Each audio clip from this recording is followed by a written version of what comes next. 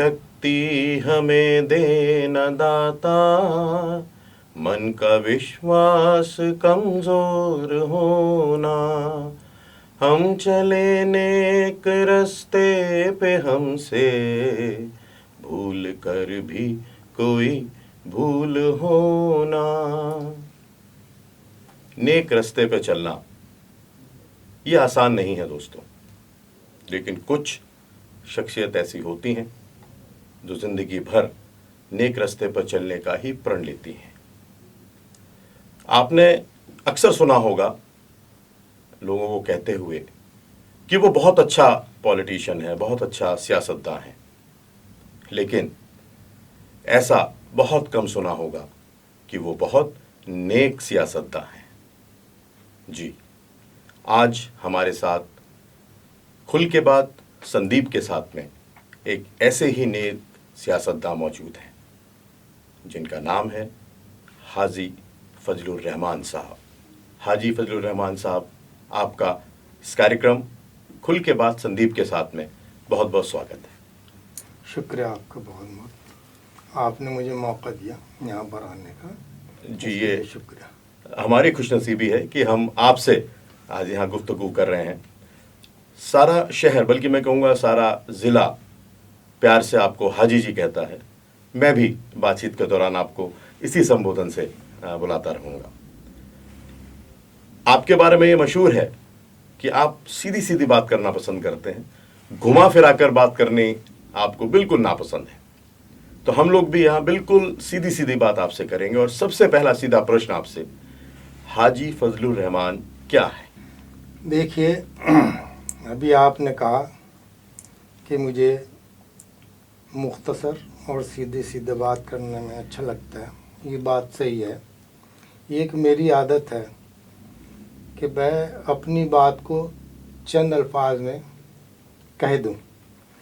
कभी कभी मजबूरी हो जाती है कि बात को बड़ी करने के लिए, वो मेरे लिए बहुत मुश्किल काम होता है। तो इसलिए मेरी कोशिश होती है कि मैं अपना मकसद चंद अल्फाज में बयान कर दूं। और सही बात कहने में और घुमा फिरा कर बात कहने में वाकई मुझे तकलीफ़ होती है। मैं चाहता हूँ कि अपनी बात कह दूँ चंद अल्फाज में, ये मेरा मकसद है। बचपन से ही यही साफगोई आपकी रही है? हाँ, बचपन से मैं हमेशा कमगो रहा हूँ। अच्छा। मुझे बहुत ज़्यादा अच्छा नहीं लगता महफिल में बहुत ज़्यादा बातें करना, फालतू बातें करना, ना मुझसे होती ना जहन में आती। जो काम की बात है उसको कह देना, उसके अलावा खामोश होकर बैठ जाना। ये मेरी एक फितरत है या कमज़ोरी समझ लीजिए, जो भी आप समझें। आपका बचपन सहारनपुर में ही गुजरा? जी हाँ। किस तरह का था आपका बचपन? देखिए, मैंने एजुकेशन अपनी प्राइमरी स्कूल से महला ढोली खाल में रहते हुए, वो स्कूल भी प्राइमरी स्कूल वहीं पर था, वहाँ गुजारा। फिर उसके बाद इस्लामी इंटर कॉलेज में दाखिला लिया, वहाँ 10th पास की। तब तक मेरा पूरा जो वक्त गुज़रता था अपने महल्ले में या आसपास की गलियों में गुज़रता था। लेकिन मैं प्री यूनिवर्सिटी में अलीगढ़ मुस्लिम यूनिवर्सिटी में मैंने दाखिला लिया, वहाँ गया, वहाँ से ग्रेजुएशन की। फिर वो 4 साल मेरे अलीगढ़ में गुजरे। तब एक तकरीबन कह लीजिए कि इस माहौल से दूसरे माहौल में शिफ्ट हो गया। लेकिन उसके बाद फिर यहाँ गया, फिर मैंने अपना कारोबार में दिलचस्पी लेना शुरू की। बहुत दरमियानी क्लास फैमिली से हम लोग बिलोंग करते हैं। खुद मेहनत की और हमेशा कोशिश की कि भाई वो काम किया जाए जिसमें इज़्ज़त भी हो और हलाल की रोज़ी भी मिलती रहे। इसमें मैंने हमेशा इस बात का लिहाज रखा। आहिस्ता आहिस्ता अल्लाह ताला ने बरकत दी कारोबार में, फिर दूसरे कारोबार में जुड़ गए। बस यहीं पर मेरा तकरीबन इसी शहर में ज़्यादातर हिस्सा गुजरा है।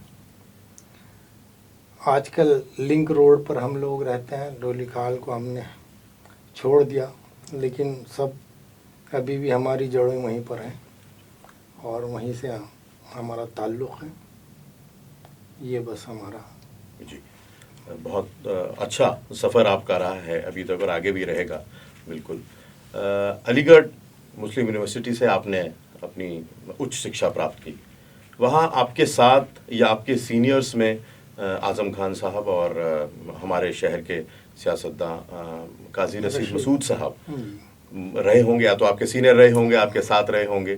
तो उनका आपकी सोच पर, आपकी कार्यशैली पर कोई प्रभाव रहा? देखिए, ये बात सही है कि रशीद साहब और आज़म साहब दोनों हमारे सीनियर रहे, और जाहिर बात है उनकी कुछ अच्छी बातों का असर मुझ पर है। जाहिर बात है सारी बातों का मुझ पर असर नहीं, लेकिन जो उनकी चंद अच्छी बात है उनका मुझ पर असर है, मैं उसे कबूल करता हूँ। कोशिश करता हूँ कि उन पर मैं भी चलने का काम करूँ। आपने अभी बताया कि बहुत सारे काम अब आपके, यानी बिजनेस बहुत हैं आपके, कई सारे हो गए, और राजनीति भी। अब आप दोनों तरफ व्यस्त हैं। कौन सा क्षेत्र ज़्यादा मुश्किल वाला लगा आपको? देखिए, जहाँ मैं समझता हूँ कि बिजनेस बड़ा मुश्किल काम है। अच्छा, राजनीति आसान है? राजनीति आसान है। ये शायद मैं पहली बार सुन रहा हूँ किसी शख्सियत से या किसी के भी मुंह से कि राजनीति बड़ा आसान काम है। शायद मुझे तो ऐसा लगता है कि हमारे सांसद महोदय खुद बहुत एक आसान तरबियत के इंसान हैं, इसलिए शायद वो उसको आसान कह रहे हैं। लेकिन क्यों कह रहे हैं, सुनते हैं जी।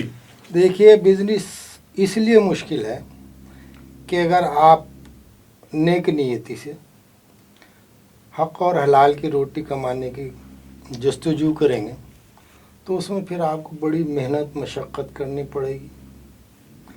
और अगर आपने दूसरे नज़रिए से कारोबार कर रहे हैं, आप दूसरे के दौलत पर झपट्टा मार रहे हैं, फिर कोई मुश्किल काम नहीं। लेकिन हक हलाल की रोटी कमाना वाकई बड़ा मुश्किल काम है, और मैंने इसी को अव्वलियत दी, और इसी के ज़रिए मैं अल्हम्दुलिल्लाह जहाँ तक भी पहुँच सका हूँ मैं पहुँचा। और राजनीति आसान क्यों है?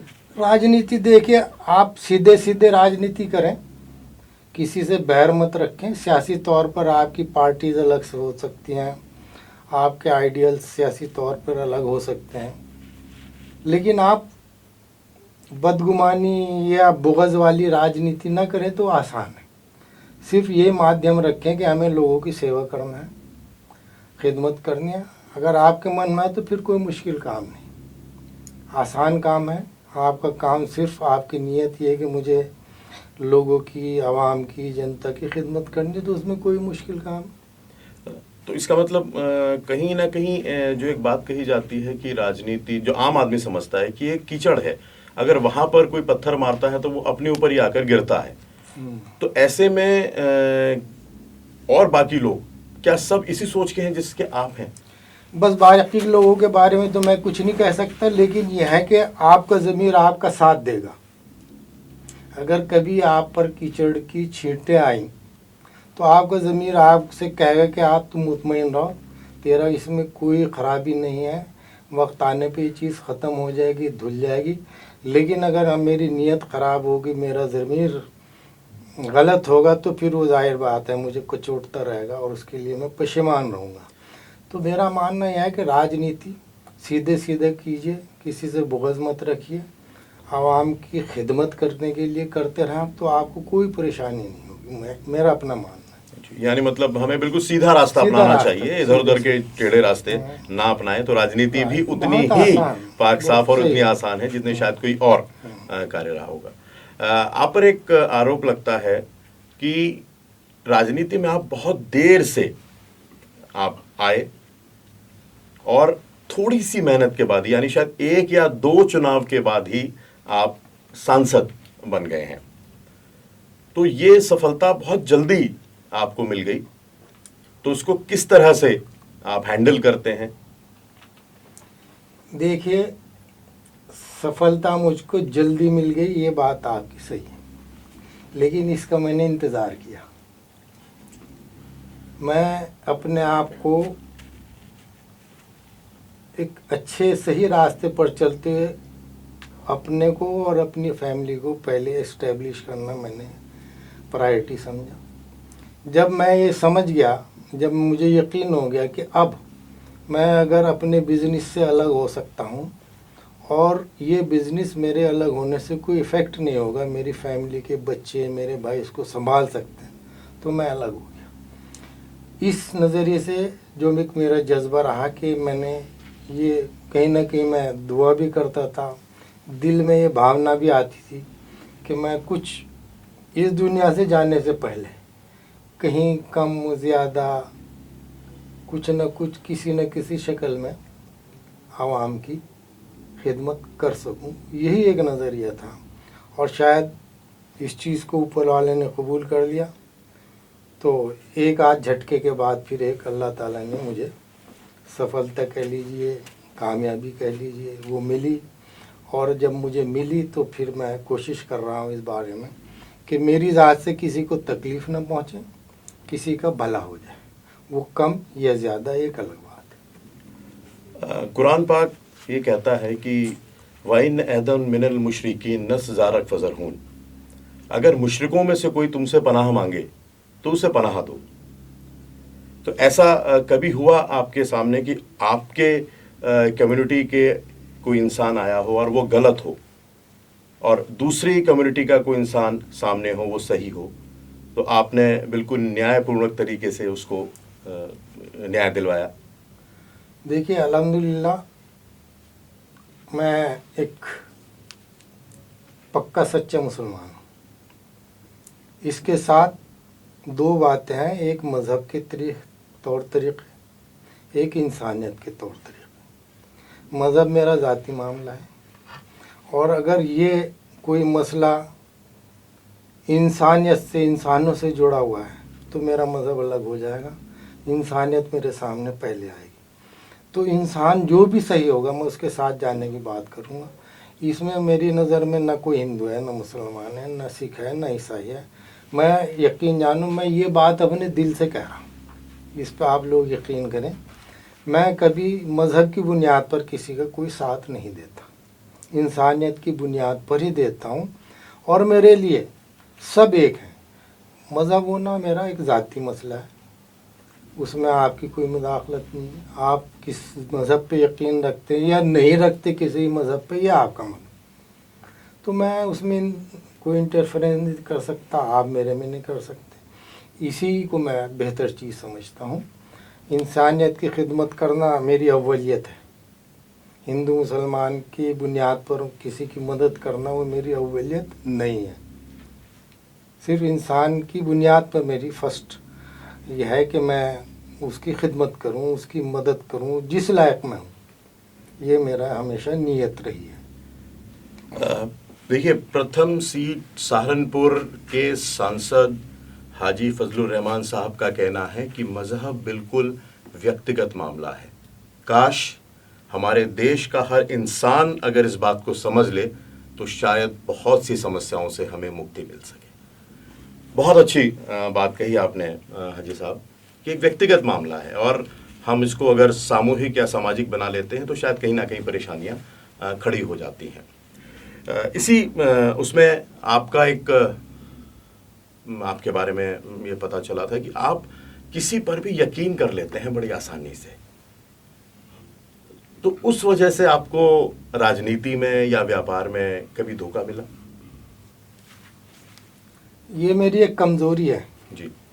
जब कोई बात सामने वाला कहता है तो हालांकि मैं कोशिश करता हूँ उसको पढ़ने की, एनालिसिस करने की उसकी, लेकिन अक्सर मैं सामने वाली की बात पर यकीन करता हूँ। पॉजिटिव थिंकिंग मेरी है कि जो ये कह रहा ये अपनी बात सही कह रहा होगा। तो यही सोचते हुए मुझे कारोबार में कई मरतबा काफ़ी कह लीजिए हैवी चोटें मुझको लगी हैं, नुकसान हुआ।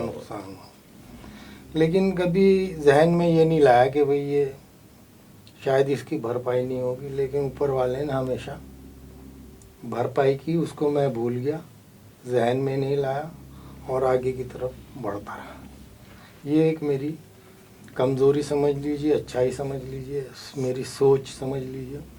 मैं पॉजिटिव ही सोचता हूँ, नेगेटिव मैं कभी नहीं सोचता। आपका परिवार जो है वो पूरा आपके साथ है, आपके हर कार्य में उसका समर्थन रहता है, आपके भाई, आपकी पत्नी, आपके बच्चे, आपकी बेटी, आपके दामाद। तो पारिवारिक रूप का एक प्रश्न कि आपकी जब शादी हुई तो क्या वो अरेंज मैरिज थी या लव मैरिज थी? नहीं, अरेंज मैरिज थी। अरेंज मैरिज ही थी। और इत्तेफाक यह है कि वो शादी की बात के वक्त से पहले हमारी मदर ने वो तय की। बहुत कम उम्र थी हमारी, और उसी की वजह से जब शादी हो गई तो हमने अपनी एजुकेशन भी बीएससी कंप्लीट करने के बाद छोड़ दी कि भाई अब शादी हो गई, फिर क्या काम पढ़ाई का। जी, ये अब तो उस पढ़ाने वक्त वाली की घर पर भूल- ही आ गई। हाँ, वो एक भूल थी। हालांकि मेरा एडमिशन एमएससी में हो गया था जी, अलीगढ़ मुस्लिम यूनिवर्सिटी में, लेकिन उसके बाद ही फिर मैंने इरादा बदल दिया।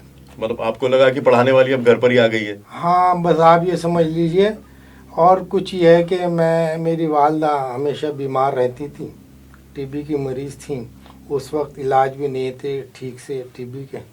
और मैं समझता हूँ कि शायद ये फैसला भी सही था, चूँकि 1 साल बाद मेरी वालदा इस दुनिया से चली गई। तो मैं समझता हूँ कि चलो भाई, एक मैंने अपनी वालदा की ख्वाहिश पूरी की, जी, शायद बिल्कुल। मुझे उसका कुछ अजर मुझे मिले। जी, बिल्कुल बिल्कुल, ये तो सबसे बड़ा काम होता है जी। आपकी शरीके हाथ का नाम है निकहत आयशा। नहीं कहा। तो ये इतना बड़ा नाम बुलाने में कभी परेशानी नहीं नहीं, हुई? एक और मैं आपसे बता दूं, जी, क्योंकि एक जो पहले हमारी मिसिस थी उसका नाम था आबिदा। अच्छा। वो एक्सपायर हो गई अब से 6-7 साल पहले। फिर हमने ये दूसरी शादी की, निकहत आयशा। तो ये जो आप बात कर रहे हैं कि नाम कुछ बड़ा है, बुलाने में कुछ आपको उलझन तो नहीं होती, तो मेरा कहना है कि वो जब बीवी को अपना लिया तो नाम का बड़ा क्या होना, छोटा क्या होना। नहीं, सब चीज़ें साथ हैं। आजकल जैसे आजकल का एक फैशन देखा आपने, फिर तो ये सवाल मेरे लिए आपसे पूछना और मौजूद हो जाता है कि जब अभी 6-7 साल पहले आपकी शादी हुई, निकाह हुआ आपका, आजकल एक फैशन बन गया है कि पत्नी का नाम कुछ भी होता है और नाम प्यार जो में है कुछ प्यार में करने के लिए हनी, स्वीटू, स्वीटी, इस तरह के नाम रख दिए जाते वो हैं। हम तो निखत के नाम से पुकार लेते हैं। जी, बहुत अच्छा शब्द निकलता है आपके मुंह से आजकल के नामों से, तो बहुत बढ़िया आपका वो है। सहारनपुर में आप सांसद बने और अब आप अपने सहारनपुर को कहाँ देखना चाहते हैं? मतलब क्या आप देना चाहते हैं सहारनपुर को और चाहते हैं कि कहाँ ये पहुँचे? देखिए, जहाँ तक मेरे देने की बात है और सहारनपुर को पहुँचाने की बात है, दोनों चीज़ें अलग अलग। देने के लिए जो मेरा फर्स्ट प्रायोरिटी है, वो मैंने इलेक्शन से पहले भी कही थी ये बात, कि हमारे सहारनपुर में भी दूसरे जगहों की तरह कुछ असरात ऐसे हैं कि दूरियाँ बढ़ी हैं समाजों में। इस दूरी को कम करने की मैं कोशिश करूँगा। और अल्हम्दुलिल्लाह आज इतना मैं ज़रूर कह सकता हूँ कि गैर मुस्लिम या हिंदू समाज या सिख समाज या जैन समाज ये नहीं कह सकता कि भाई मैं फजलुर रहमान के यहाँ किसी काम से गया और उसने इनकार कर दिया, मैं नाकाम वापस आया। कोई आपको ऐसी मिसाल नहीं मिलेगी। और मैंने अब तक जितनी कोशिश की, बग़ैर किसी मज़हब के, जहाँ मुझे कहीं जाने की ज़रूरत महसूस हुई मैं वहाँ गया। अगर कहीं कोई ज़रूरतमंद था वहाँ गया। कभी मैंने कोई फ़र्क महसूस नहीं किया। और मेरी आज भी कोशिश यह है कि हमारे ज़िले में कोई ऐसा इशू सर न उठा पाए जो हमारे समाज को बांटता। ये मैंने वादा किया था और इस पर मैं चल भी रहा हूँ। आपको कहीं भी जाकर पूछ सकते हैं कि भाई ये एमपी हमारा मुसलमान है या हाजी फजलुर रहमान है, वो ये नहीं कहेंगे हमारा एमपी मुसलमान है। भाई यही मेरे लिए खुशी की बात। बिल्कुल। काफ़ी हद तक काफ़ी हद तक नहीं कहूँगा बल्कि 100% आपकी इस बात को सहारनपुर तो कम से कम पूरी तरह से मानता ही है। एक बचपन में अगर कोई चीज़ ऐसी हो जो आप वापस पाना चाहते हो या बचपन की किसी चीज़ की ओर तरफ वापस लौटना चाहते हो, कोई ख्वाहिश अगर मिल जाए बचपन फिर से वापस? पूरा बचपन ही आदमी चाहता है कि वापस मिल जाए, और अब तो बहुत ज़्यादा महसूस होता है। उम्र होगी 69 ईयर्स, तो बहुत सी बातें जहन में आती हैं पिछली, कि भाई वहाँ जाया करते थे, वहाँ घूमते थे। ख़ास तौर से मैं आपको बता दूं कि जो टाइम शुरू के बच्चे के 7-8 साल के होते हैं, जब वो गलियों में घूमता है अपने से, वो बहुत याद आते हैं। उसके साथ साथ फिर कुछ अलीगढ़ की यादें वाबस्ता हैं, वो भी बहुत याद आती हैं। जाहिर बात है कि भाई वो वापस तो आने से नहीं, जी जी। वो दोस्त नहीं मिलते, कुछ दोस्त दुनिया को छोड़कर चले गए, लेकिन फिर भी अंदर से कभी कभी कोई मिल जाता है तो बड़ा खुशी सा महसूस होता है और सुकून सा मिलता है कि भाई वो फिर कुछ बातें लौट आती हैं। अब लेकिन यह है कि वक्त है, अब जिम्मेदारी मिली हैं, तो वो सब चीज़ें सोचने में भी उधर जहन नहीं जा पाता। तो चूँकि उलझनें ही इतनी हैं कि वही ख़त्म नहीं होती। आपकी जवानी का एक बहुत अच्छा समय अलीगढ़ में गुजरा है, तो उस समय का कोई वाकया आप शेयर करना चाहें जो बहुत अच्छा हो, या कोई जीवन में आपके कोई एक वहाँ पर आया हो जिसे अब भी याद करके आप कभी मुस्कुरा लेते हो? वाक़यात तो बहुत हैं, और जाहिर सी बात है कि अब बहुत ज़्यादा जहन पर जोर डालना पड़ेगा कि भाई उन चीज़ों को रिपीट किया जाए। लेकिन कुल मिला के बात यह है कि वो अजीबो-गरीब लाइफ थी, उस पूरी ज़िंदगी को तो कभी भूल ही नहीं सकते। आज भी जब याद आता है तो मन में अजीब सी तड़प पैदा होती है कि शायद बजाय हमारे 4 साल के और ज़्यादा दिन वहाँ गुजारते। और ख़ास तौर से एज ए पॉलिटिशियंस मैं समझता हूँ कि वहाँ रहते हुए जो आदमी जितना मंझ जाता है पॉलिटिक्स, उसके फिर आगे चलकर काम आता है। जैसे आरिफ मोहम्मद खां हैं, वो हमारे साथियों में थे, उसी ज़माने में प्रेसिडेंट का इलेक्शन भी लड़े हैं, और भी दूसरे लोग हैं इस तरह के, ये भी थे हमारे साथ, हमारे से सीनियर थे ये आज़म खां वगैरह। लेकिन हम उस वक्त पॉलिटिक्स में हिस्सा नहीं लिया करते थे, ये लोग लिया करते थे। वहाँ कुछ एक ख़ास बात ये थी कि रात के वक्त जब स्टूडेंट 2 साल पुराना हो जाता है, 1-2 साल तक तो वो हॉस्टल में रहता है अपने कमरे में और कहीं आसपास जाता है, जब वो तीसरे साल जाता है पहुँचता है तो फिर वो यूनिवर्सिटी से बाहर जाकर घूमना शुरू करता है। तो उसी में सबसे अच्छा जो एंजॉय करते थे लोग एंटरटेनमेंट, वहाँ यूनिवर्सिटी आपके अलीगढ़ का जो रेलवे स्टेशन है, वहाँ पर रात को लड़के चले जाया करते थे।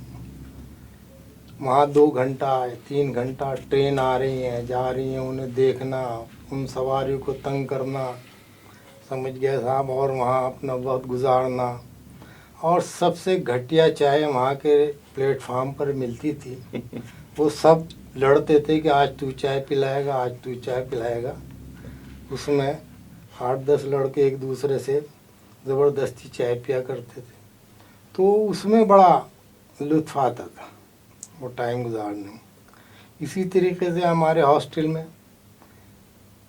जैसे कोई लड़का घर से आया तो वहाँ एक ट्रेडिशन है कि जब घर से बच्चा आता है तो कुछ न कुछ घर से खाने के लिए लेकर आता है। तो हर आने वाले बच्चे का इंतज़ार करते थे कि भाई कौन कब आ रहा है, तो उसका टाइमिंग पता रहता था, भाई उसकी ट्रेन किस वक्त आएगी, उसी हिसाब से उसके कमरे पे पहुंच जाया करते थे।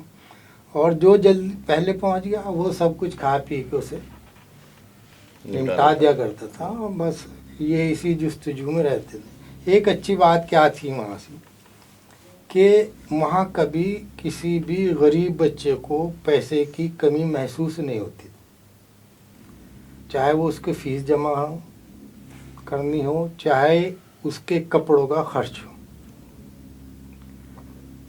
बहुत सी इस तरह की स्कीम थी तो फीस उसकी वहाँ से पूरी हो जाया करती थी।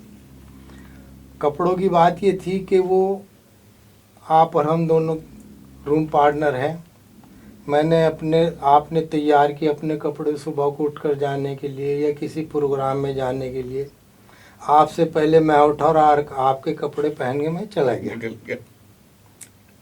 वो उस वक्त आपने गुस्सा किया, जब मैं आया तो फिर कोई गुस्सा नहीं, फिर कोई शिकायत नहीं। तो इस तरह की वहाँ की लाइफ गुजरी है।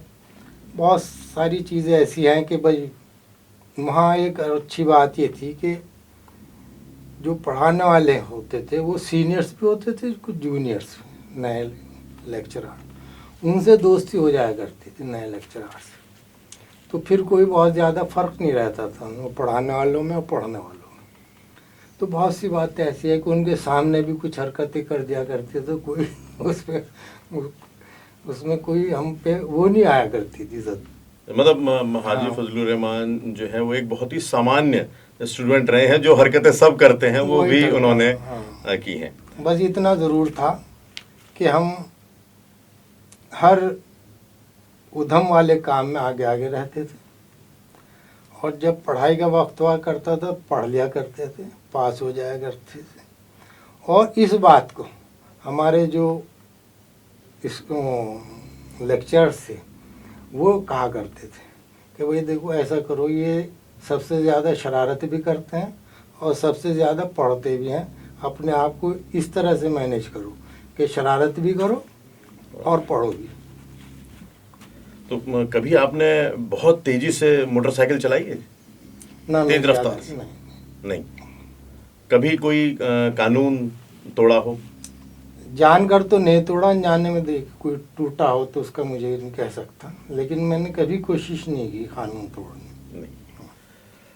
आपने अभी थोड़ी देर पहले ये बताया कि आरिफ मोहम्मद खान साहब आपके साथी थे और आज़म खान साहब भी आपके सीनियर थे, और आपका बचपन ढोली खाल में गुजरा। ढोली खाल की एक अजीम शख्सियत सरदार अनवर साहब, जिनका भी इंतकाल हुआ, उनसे भी आपका तारुफ रहा होगा ज़रूर। उनका आपके जीवन पर, आपकी सोच पर कोई असर? सरदार अनवर साहब हमारे साथ ही रहते थे, वो हमसे 1 साल बड़े थे। उन्होंने भी अपनी तालीम इस्लाम इंटर कॉलेज से हासिल की, हमसे 1 क्लास आगे थे। लेकिन ये बात हकीकत है कि बेइंतहा ज़हीन आदमी थे, बहुत संजीदा थे, लापरवाह भी इतनी थे। अपने आप को मुताले में मशगूल रहना उनकी एक आदत थी। उसके साथ साथ घर से बेपरवाह थे, कभी घर की परवाह नहीं की उन्होंने कि आज मेरे घर में कुछ है नहीं है, मेरे भाई किस पोजीशन में है, किस हालात में है। बस अपना मगन रहने वाले थे। इतना ज़रूर था कि वो दूसरों के लिए बहुत कुछ करना चाहते थे। आप अगर जाकर आप गए, आपने कोई बात उनके सामने रखी तो आपकी मदद करने और उसे हल करने भरपूर कोशिश करते थे। बेइंतहा बहुत अच्छे शायर थे, बहुत अच्छे राइटर थे, और आपके ड्रामा स्टेज से जुड़े हुए लोग थे, और उनके शागिर्द कह लीजिए कि बहुत ज़्यादा कामयाब है, फिल्म इंडस्ट्री में भी है, सहारनपुर में भी है, जो अपना नाम भी रोशन कर रहे हैं और अपने सरदार अनवर साहब का भी नाम रोशन कर रहे हैं। आपने अपनी बारे में बताया कि आपको कम शब्दों में अपनी बात कहना पसंद है, तो उसी पर एक छोटा सा एक खेल, क्योंकि हम बचपन की तरफ भी वापस लौट रहे हैं, बचपन की बातें भी कर रहे हैं, वो आपके साथ यहाँ पर हम खेलेंगे। रैपिड फायर में एक एक शब्द आपको दूंगा और उस पर आपका तबसरा, जो भी सोच आपके दिमाग में आती है उस शब्द से, वो आप बताएंगे। तैयार हैं? चलिए। वैसे आज बहुत दिनों के बाद आप खेल रहे होंगे कोई खेल, मुझे लगता नहीं कि राजनीति में आने के बाद आपको खेलने का मौका कभी मिल रहा होगा। जी, स्टार्ट करें। सिनेमा। मैं देखता हूँ, मुझे पसंद है सिनेमा। जेल। नापसंद चीज़ है ये तो। सास। सास। सास। सास, mother in law. Mother in law, yes. मैं बहुत पसंद करता था उनको, बड़ी मोहब्बत थी उन्हें मुझसे, मुझे उनसे। चिंता। चिंता को ज़्यादा नज़दीक रखता हूँ अपने। मृत्यु। उस पर तो यकीन है, कोई दिक्कत नहीं उसमें, कभी आ जाए। तैयार है। ताला। ताला में तो बहुत कुछ वैसे भी उस शहर का है वो जहां से आप पढ़े हैं। ताला तो बड़ा मुश्किल काम है, इसको खोलना बंद करना। मुर्गा। और मुर्गा बनना अच्छा नहीं है। झगड़ा। झगड़ा भी पसंद नहीं। चश्मा। चश्मा लगाने में कोई बुराई नहीं, जैसा रंग देखना चाहते हो उसी रंग का आप चश्मा लगा लो, तो ये फ़ायदा है चश्मे से। ख्वाब। ख्वाब देखना अच्छी चीज़ है। हॉस्पिटल। नहीं जाए तो अच्छा है। शमशान। वहाँ तो जाना ही एक दिन। ईश्वर। सबका यकीन, मेरा भी यकीन ईश्वर को। चाय या कॉफी। चाय। विद्वान। अच्छा लगता है विद्वान के साथ बैठना। चोर। मुझसे दूरी अच्छी है। विश्व। बस अपना इंडिया सबसे अच्छा लगता है विश्व में तो, बस इसके अलावा जल्दी से मन ही नहीं लगता। गया हूँ बहुत जगह पर, लेकिन यहीं आना जल्दी से करता हूँ कि भाई अपना इंडिया पहुँचा जाए। आखिरी शब्द। Social media. दोनों हैं, इसके फ़ायदे भी नुकसान भी। लेकिन ज़रूरी है। ज़रूरी है, आज की तारीख बहुत ज़रूरी है। अपनी बात पहुँचाना आसान जो है वो सोशल मीडिया है। बहुत खूबसूरत तरीके से आपने इस खेल को खेला, जो आपकी वास्तव में पहचान है कि आप बहुत कम शब्दों में कह देते हैं बातों को, और हर शब्द का आपने बाखूबी बयान किया। आपको 100 में से 100 नंबर पूरे इसमें मिलते हैं। चलिए, आपका बहुत बहुत शुक्रिया। आपने मुझे 100 नंबर दिए। अगर कुछ कम दे दे तो मेरा काम उसमें भी चल जाता, लेकिन उसके बाद भी शुक्रिया आपका।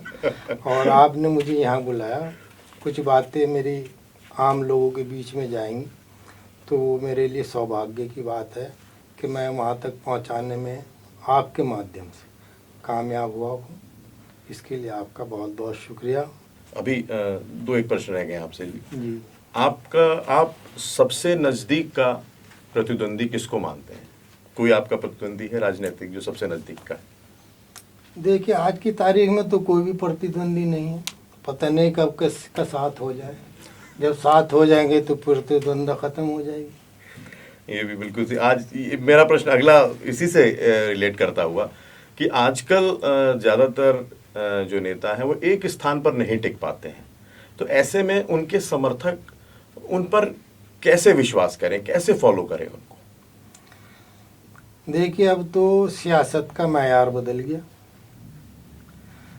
जो उसके फॉलोअर्स हैं, अब आइडियोलॉजी पर कम और पर्सनैलिटी से ज़्यादा अटैच हो। तो इसलिए जिधर पर्सनैलिटी वो जाती है, शिफ्ट होती है, उसके फॉलोअर्स भी उधर ही चले जाते हैं। बहुत कम लोग हैं जो आइडियोलॉजी की बुनियाद पर कायम रहते हैं। ज़्यादातर पर्सनैलिटी से जुड़ गए हैं लोग, उसी के साथ वक्तन फ़वक्तन जिधर जिधर वो शिफ्ट होती, उधर उधर वो उसके फॉलोअर्स भी शिफ्ट होने लगते हैं। आपके अपने प्रतिद्वंदियों से कैसे रिश्ते हैं? बहुत अच्छे हैं, मधुर हैं।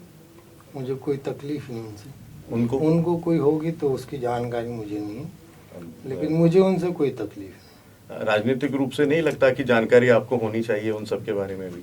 मैं ज़्यादा ध्यान नहीं देता उस तरफ, ज़्यादा अपने आप को बॉदरेशन में नहीं डालता। जो काम कर रहे हैं वो करते रहें, जो मैं कर रहा हूँ मैं कर रहा हूँ। हाजी साहब, अब हम कार्यक्रम के बिल्कुल आखिरी चरण में हैं। भविष्य की क्या योजना है आपकी? हमारी पर्सनल, जी, पर्सनल भी, सांसद के रूप में भी, समाज सेवी के रूप में भी। देखिए, पर्सनल तो यह है कि अब तो जो भी कुछ है वो पब्लिक के लिए है। अपना पर्सनल कुछ नहीं रहा, पब्लिक के लिए है। और फिर मैं उस बात को दोहरा रहा हूँ कि मेरा मकसद सिर्फ़ और सिर्फ अपने ज़िले की तरक्की और जनता की सेवा यह है। जैसा कि मैं आपसे बता दूं, एक बहुत बड़ी डिमांड हमारे वुड कार्विंग के लोगों की थी, जिसकी पहचान पूरी दुनिया में सहारनपुर की वुड कार्विंग की वजह से बनी हुई है, और बहुत बड़ा बिजनेस भी देती है सहारनपुर के लोगों को। तकरीबन 1.5 लाख लोग इससे जुड़े हुए हैं, सभी मज़हब के, सभी कैटेगरीज के लोग जुड़े हुए हैं। उनकी एक डिमांड थी कि भाई हमें एक जोन बना कर दिया जाए, स्पेशल जोन यानी क्लस्टर के नाम से। तो उस सिलसिले में हम लोगों इनकी डिमांड लेकर स्मृता ईरानी जी से मिले। फिर उन्होंने अपने जो उनके असिस्टेंट हैं उनके पास भेजा, वेद प्रकाश जी नाम। उन लोगों ने हमारी बात सुनी। कुल मिलाकर ये बात बनी कि आज वुड कार्विंग के लिए क्लस्टर कायम होने जा रहा है, जिसकी बुनियाद डाली जा चुकी और उसका उद्घाटन मुख्यमंत्री जी ने बाकायदा लखनऊ में रहते हुए कर चुके हैं। तो एक बहुत बड़ी देन सहारनपुर के लोगों को मिली है। इसी तरीके से एक और मेरा अपना ख्वाहिश है कि इस वक्त दूसरे नंबर पर जो सहारनपुर में बिजनेस है वो हौजरी का है। कोई इसी टाइप का क्लस्टर हौजरी के लोगों के लिए भी मिल जाए। मैंने उनसे बातचीत भी की, फिर पता नहीं क्या मसला है, क्या वजह है कि उन लोगों ने इस स्कीम को बीच में छोड़ दिया। अलबत्ता अगर वो उसको शुरू करेंगे तो मैं उसमें उनकी मदद करने के लिए तैयार हूँ। इसी तरीके से ये चाहते हैं कि भाई यहाँ एजुकेशन का कोई हब बने। हालांकि पिछले जो हमारे सांसद थे मुबारकबाद के मुस्तहिक हैं, उन्होंने यूनिवर्सिटी के लिए जद्दोजहद की, उसकी बुनियाद यहाँ पर डाली गई। अब हम ये चाहते हैं कि वो इस्टेब्लिश हो जाए। उस पर काम आहिस्ता आहिस्ता शुरू हो रहा है, हम चाहते हैं कि जल्दी शुरू हो।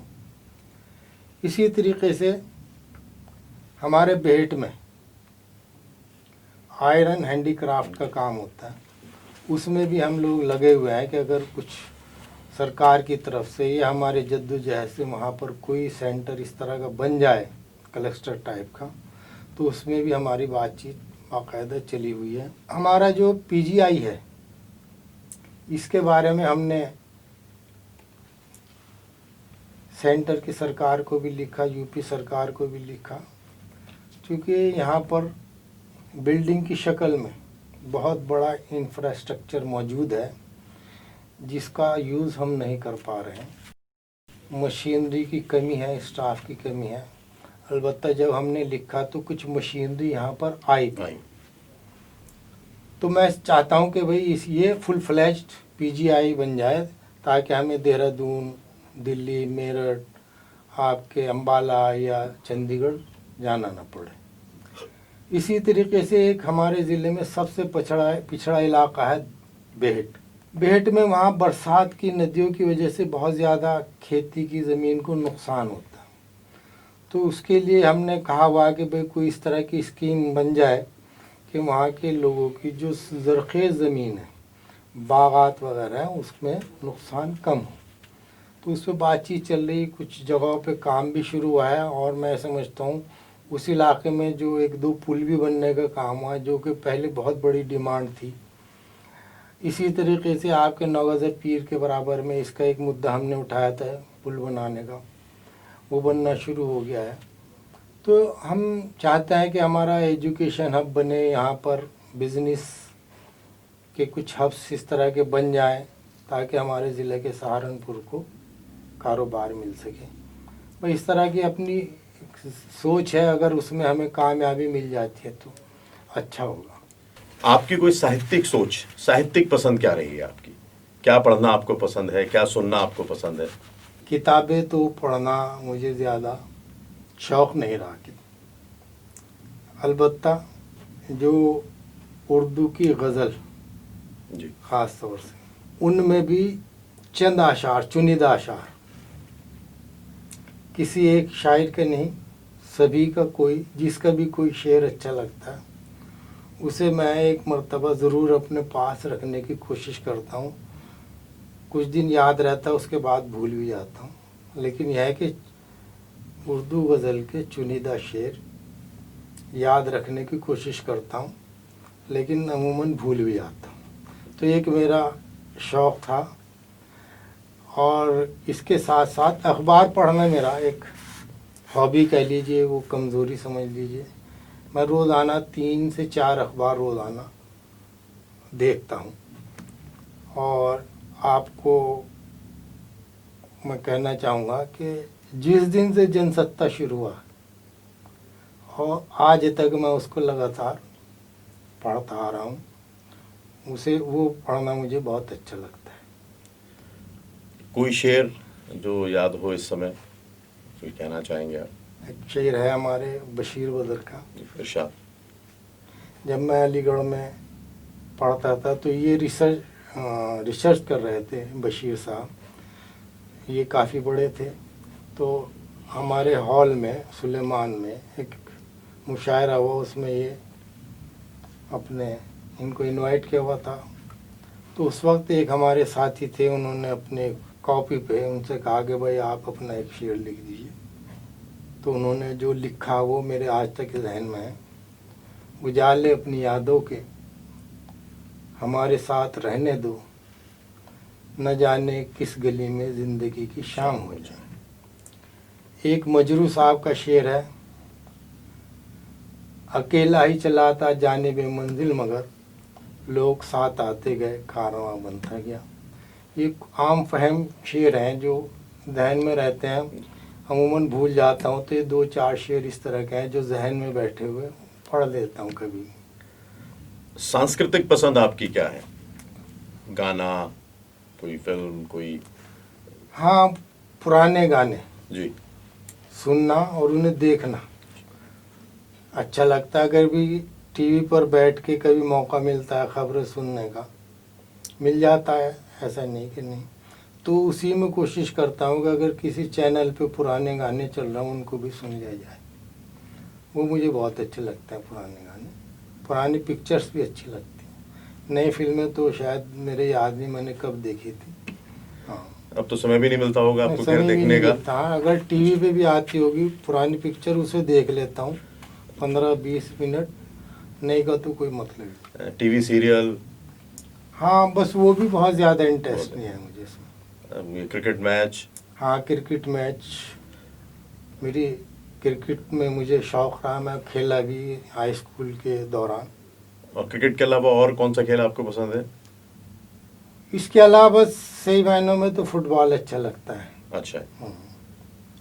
फुटबॉल या एक बॉक्सिंग मुझे बहुत ज़्यादा। बॉक्सिंग? हाँ, ये बड़ी अलग, बहुत ही अलग तरीके की बात हाँ, आपने ये कह दी। बात। जिस तरह की आपकी तरबियत है, जिस तरह से आपके पूरा एक पर्सोना है, और उसमें इतने सॉफ्ट हैं आप, और बॉक्सिंग खेल आपको पसंद है। नहीं, अब पता नहीं तबीयत में है ये बात कि बॉक्सिंग देखूं, और जब मुझे मौका मिलता है टीवी पे चैनल बदलते हुए जी। वो बॉक्सिंग आ जाती है तो उसे खूब देखता हूँ। कभी करी भी है? नहीं, बॉक्सिंग कभी नहीं की, बस लेकिन राजनीतिक वाली बॉक्सिंग चलती है जी, वो भी जिसमें वैसे प्रहार नहीं करने वो भी पड़ते। ज़्यादा नहीं चलती, मैं उस पर यकीन नहीं करता बॉक्सिंग। तो जैसा आपने कहा कि आपको पुराने गाने पसंद हैं, हाँ, और हम लोग अपने कार्यक्रम के बिल्कुल आखिरी पड़ाव पर हैं, तो हमारी जो आज की इतनी बहुत ही खूबसूरत सी गुफ्तगू हुई यहाँ पर, उसको अंजाम पर पहुँचाने के लिए अगर कोई एक पुराना प्यारा सा गाना आप गुनगुनाएं जो कि आपको पसंद हो और आपके बारे में बताता हो। वो पुराना गाना है, तेरी दुनिया में दिल लगता नहीं, वापस बुला ले, मैं सजदे में पड़ा हूँ, मालिक मुझे उठा ले। ये गाना मुझे बहुत पसंद है। जब जी। भी मौका मिलता है कहीं आता हुआ तो मैं इसको जो गुनगुनाने ना, का बस पसंद? गुनगुनाना मेरे बस हल्का सा नहीं, अगर हो जाए तो बहुत अच्छा रहेगा, नहीं, सब लोग हम मुझे या सही आपका में- ये रूप भी देख पाएंगे। सही मायने में मुझे गाना नहीं आता, मैंने कभी गाया नहीं जिंदगी में। हाँ, जैसी शरीफ तरबियत है हमारे सांसद महोदय की जिस तरह की पाक साफ सोच है उनकी, वही उनके शब्दों में भी साफ तौर पर झलकती है। दिल दिया दर्द लिया, यही उनकी सोच है। सारे ज़माने के दर्द को वो अपने में लेना चाहते हैं, समेटना चाहते हैं। मैं उनके लिए यही कह सकता हूँ कि जिस तरह से उनका सफ़र रहा है उसमें खुदा ने भी उनका पूरा साथ दिया कि खुदी को कर बुलंद इतना कि खुदा खुद बंदे से पूछे बता तेरी रज़ा क्या है। मैं हमारे सहारनपुर के सांसद हाजी फजलुर रहमान साहब का बहुत बहुत शुक्रिया करता हूँ कि वो खुलकर बात संदीप के साथ में आए और उन्होंने इतना खूबसूरत बातें हमारे साथ की। आपका बहुत बहुत शुक्रिया, आपने मुझे मौका दिया, याद किया, और मैं इसके लिए आपका शुक्रगुजार हूँ।